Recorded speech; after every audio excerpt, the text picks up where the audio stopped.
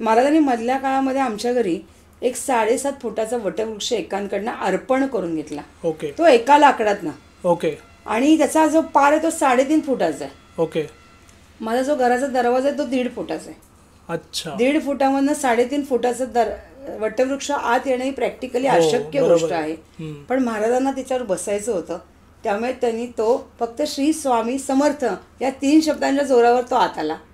Okay. तो थांबला, घराच्या आतमध्ये आला. मग त्याचं विधिवत आम्ही पूजन केलं आणि मग त्याच्यावरती छोट्या महाराजांची मूर्ती बसवली, कारण मोठे महाराज त्यावेळेस आमच्याकडे नव्हते. ओके. आणि खाली मग सगळी ती बैठक पादुका वगैरे असं ते सगळं बसवलं. पण त्यानंतर महाराजांची आज्ञा आली की आता तुला काय करायचंय की आता हे माझं घर आहे. हे माझंच घर होतं, पण आज तुला मी जाणीव करून देते की माझं घर आहे. तर आता तुला करायचं आहे की तुला मला या एक खोली आहे, एक जागा आहे, तिथे आता मला माझं पूर्ण स्थान तू निर्माण ठेवायचं आहे. माझी रचना सगळी तू करून द्यायची आहे, म्हणजे याला आपण गाभारा म्हणू शकतो अशा प्रकारे. पण ती जी जागा होती त्यामध्ये माझ्या मुलींचं पीजी होतं, हॉस्टेल होतं मुलींचं. ओके. आणि तिथे मुली राहत होत्या. तर माझं ते काय म्हणतात ना, उत्पन्नाचं साधन होतं ते होतं. तर ते मी त्यांना असं म्हटलं की महाराज मग ते उत्पन्नाचं साधन काय करायचं आहे. तर त्यांनी ती मग रचना केली की त्या मुलींना कसं बाहेर काढायचं आणि ती कशा प्रकारे माझी बैठक असेल हे सगळं त्यांनी सुचवलं आणि ते पुढे सरकलं. ओके. त्यामुळे ते महाराजांनी तो डबल बेड होता सिंगल करून त्यांची एक छान बैठक तयार केली. त्यावर वटवृक्ष सुंदर पद्धतीने बसल्या गेल्या. 2 साईडला 2 देवारे बसल्या गेले. जो माझा एक देवाचा देवारा होता आणि एक रिकामा देवारा आहे. आता रिकामा देवारा आम्ही का ठेवलाय तर तेव्हा छोटी महाराजांची मूर्ती आली तेव्हा माझी इच्छा होती की त्यांनी त्या देवारात बसावं. अच्छा. ते छान दिसतात, आपण त्यांना छत द्यावं. किती वेडेपण आहे, आपण त्यांना छत देणारे कोण, जे आपल्याला छत देत आहेत. मग असं वाटतं नाही देवारात असा 4 काय खांब असावे जे आपले आधारस्तंभ आहेत, त्यांना आपण खांब द्यायचा प्रयत्न करतोय. आणि आज जेव्हा त्यांना बसवलं ते 1 दिवस पण राहिले नाहीत. रात्री त्यांच्याकडनं आलं की मला त्या देवारातनं बाहेर काढायचं. मी वटवृक्षावर बसूनच जनकल्याणाचं कार्य करणारा असा आहे. मी ब्रह्मांडाचा नायक आहे. जे ब्रह्मांड मी फिरवतो त्या ब्रह्मांडाला छत नसतं, त्याला खाली आहे ती जागा आहे, ती फक्त जमीन आहे, वरती आकाश आहे आणि हे सगळं जग माझं आहे. तर तुम्ही मला बांधून ठेवणारे कोण आहात. मग त्याला देवारातनं बाहेर काढलं. असे ठोकणारेच गुरु असणं गरजेचं आहे, साधे सुधे गुरु आजकाल चालणार नाहीत.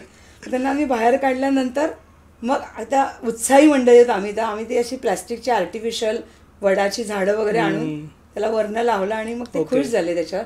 म्हणून तो देवारा रिकामा आहे. मग त्या देवारात जे कोणी छोटी मूर्ती कोणाची आणून देतं वगैरे ती आम्ही अशी ठेवतो. पण जनरली ती फार कोणाची मूर्ती किंवा मूर्त्या म्हणण्याच्या फोटो महाराजांच्या घरी, कारण त्यांचं इतकं मोठं असतं की आमच्या घरातले देव पण कधी कधी बाजूला असतात, कारण सगळं काही आता आमचं स्वामींमध्ये आहे.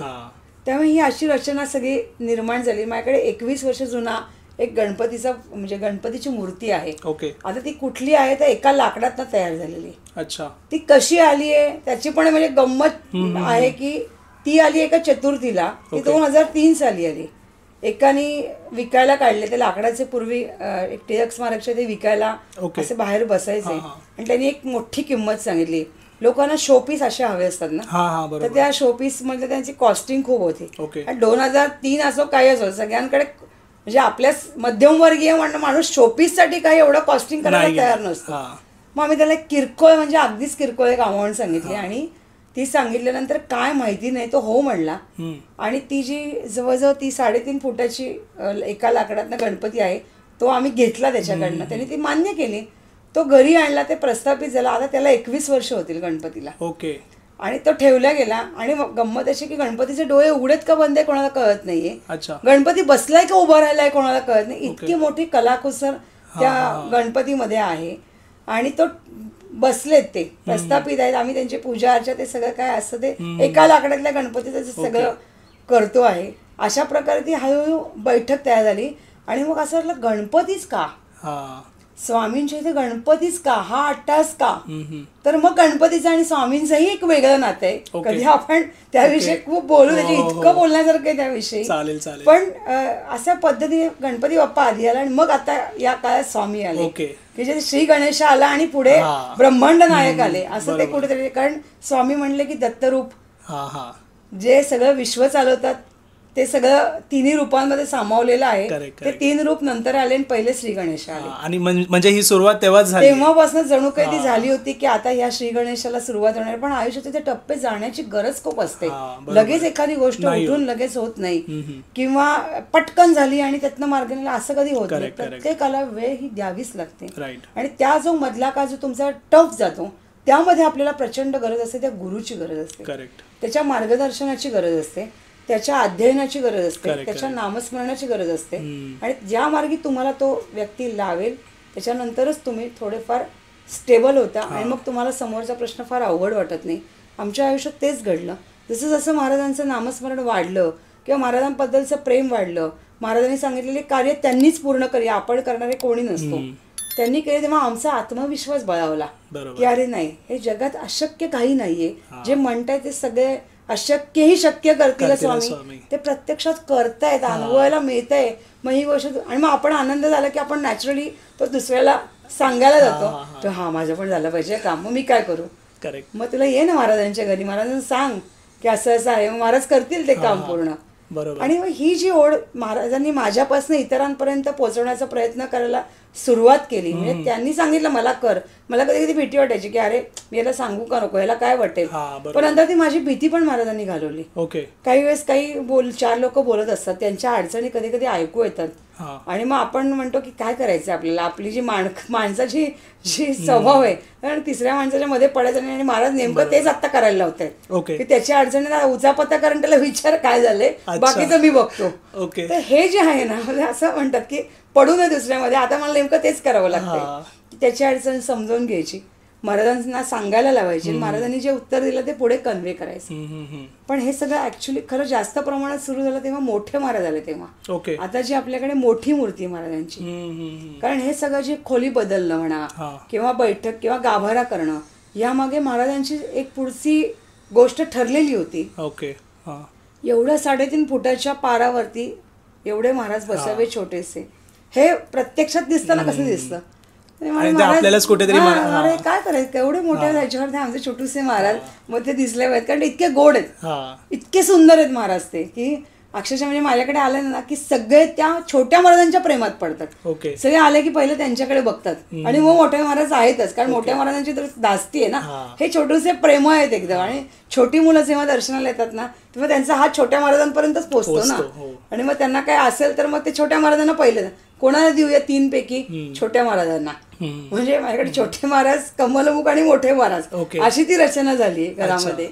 आणि पण हे सगळं होताना मी म्हणत आता मग तुम्ही बसलात ठीक आहे, पण काही दिवसांनी जेव्हा माझे हा प्रश्न झाला की तुम्ही बसा झाडावरती, छान चाललंय सगळं, पण मग महाराजांनी एकदा सांगितले की आता मला खाली आणायचं, त्या वटवृक्षावरनं खाली करायचं आणि खाली तुझे हातपाय चोळते तर मांडी घालून हातपाय चोळायचे, कारण तिथे उभं राहून चोळायला लागायची. मोठी मूर्ती नाही, लहान मूर्ती झाडावर होती, सॉरी, त्यांना ती त्यांनी खाली आणली. पण ते करताना मग वटवृक्ष रिकामा ठेवायचं का, कारण कमलमुख वटवृक्षावर बसू शकत नाही, त्याची बैठकच वेगळी आहे ना. मग महाराजांनी आदेश दिला की आता माझी मोठी मूर्ती तुला प्रस्थापित करायची, मोठी मूर्ती तुला आणायची आहे. आणि तेव्हापर्यंत आमच्या हृदयाचे डोके त्यांनीच वाढवले, कारण मोठी मूर्ती आणायची आहे तर ती आर्थिकदृष्ट्या कशी आणायची आणि ती कुठून आणायची. कारण मूर्ती इतक्या ठिकाणी आपल्याला काय होतं की कोणाकडची मूर्ती बघतो ह्याच्यापेक्षा ह्याच्यापेक्षा ही छान आहे, त्याच्यापेक्षा ती, आणि महाराजांमध्येच आपण कम्पॅरिझन करायला लागतो. महाराजांना आणलंय ती कशी मूर्ती येणार माहिती नाही, पण एक खूप दिग्गज मूर्तिकार आहेत, त्यांचा एक रेफरन्स लागला. ते सोलापूरला असतात. त्यांनी एक मूर्तीचा मला फोटो पाठवला, त्यांनी कॉस्टिंग सांगितलं, ते आम्हाला शक्य नव्हतं. मग आम्ही त्यांना सांगितलं की बाबा असं असं आहे आमच्याकडे, आम्ही एवढं एवढं करू शकतो. ही गोष्ट माहिती नाही त्यांना काय वाटलं, हो म्हणले. मग त्यांना म्हणलं ठीक आहे, आता सोलापूरला येणार तर अर्थातच अक्कलकोटला जाऊनच येणार. मग तिथे महाराजांना सांगितलं महाराज तुमचा व्यवहार करायला आम्ही चाललोय, मूर्तीचा व्यवहार. आणि मग पुढे तिथे गेल्यानंतर काय झालं माहीत नाही, महाराजांनी अशी मिरॅकल्स केली तिथे गेल्यावरती, अशी लीला अफाट दाखवली की ती मूर्ती, त्यांना सांगितलं त्यांच्या इथल्या मूर्तीने की ही मूर्ती प्रस्थापित करण्याकरता ही तुला अर्पण करायची, ही विकायची नाही, ही यांच्या घरी जाऊ द्यायची, कारण ते माझं घर आहे. महाराजांनी माझं घर आहे, मला माझ्या घरी जायचंय.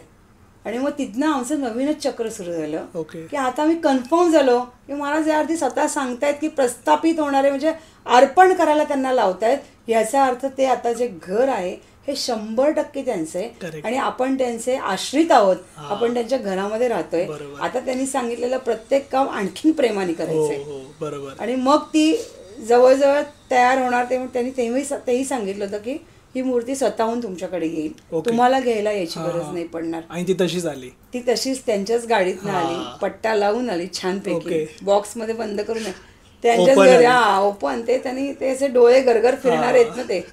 आणि ती आली.